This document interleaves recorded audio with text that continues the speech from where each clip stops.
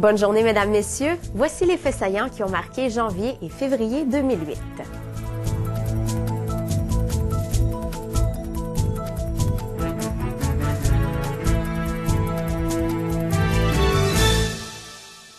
Davy Québec est en pleine campagne de recrutement. L'entreprise doit engager 400 travailleurs pour la construction de 5 navires et les candidatures ne cessent d'affluer. Pour assurer l'embauche de ces travailleurs, Davy Québec a demandé l'aide de l'agence de recrutement lévisienne ANSIA. En peu de temps, l'entreprise a reçu 600 candidatures. Devant un tel engouement, Davy Québec a décidé de prolonger la période de candidature.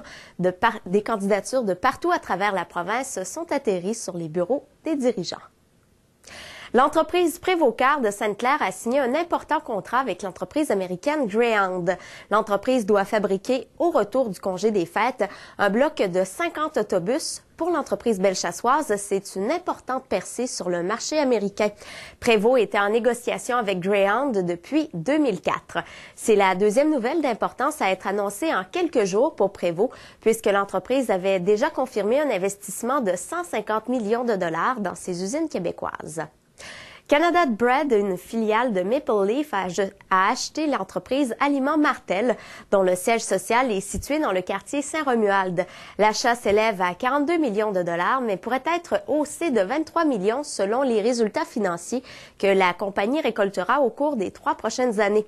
Aliments Martel emploie 425 personnes réparties dans 3 usines, Lévis, Gatineau et la Chine. Le chiffre d'affaires annuel de la compagnie est évalué à 54 millions de dollars.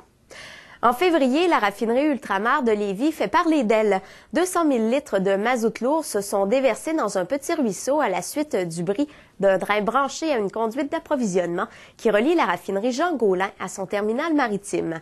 Ce sont des résidents du quartier qui se sont aperçus de l'incident en raison de la forte odeur d'hydrocarbures qui les incombait. La brèche du drain a été rapidement bouchée par les employés de la raffinerie. Ultramar a entamé une enquête afin de comprendre les raisons de cette fissure. Québec annonce les investissements qui seront réalisés en transport en Chaudière-Appalaches en 2009. La région reçoit une importante part des 2,7 milliards qui seront distribués à travers la province. Les 191 millions de dollars qui partout sur le territoire permettront la réalisation de 200 chantiers, dont près d'une trentaine qui permettront la réfection de certains ponts municipaux acquis par le ministère des Transports.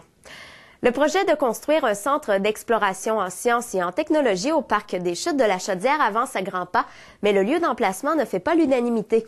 Alors que la Ville de Lévis tiendra des consultations publiques sur le sujet avant le printemps, la boîte à sciences finalise les plans architecturaux de la nouvelle structure. C'est l'annonce du maire de Québec, Régis Labaume, comme quoi sa ville participerait au financement du projet qui a ravivé la mémoire de certains Lévisiens et leur désaccord de l'emplacement de la nouvelle construction. Ces derniers souhaitent qu'elle soit érigée ailleurs sur le territoire lévisien. Voilà, c'est ce qui complète la première partie de la revue de l'année. Revenez-nous demain pour la seconde partie.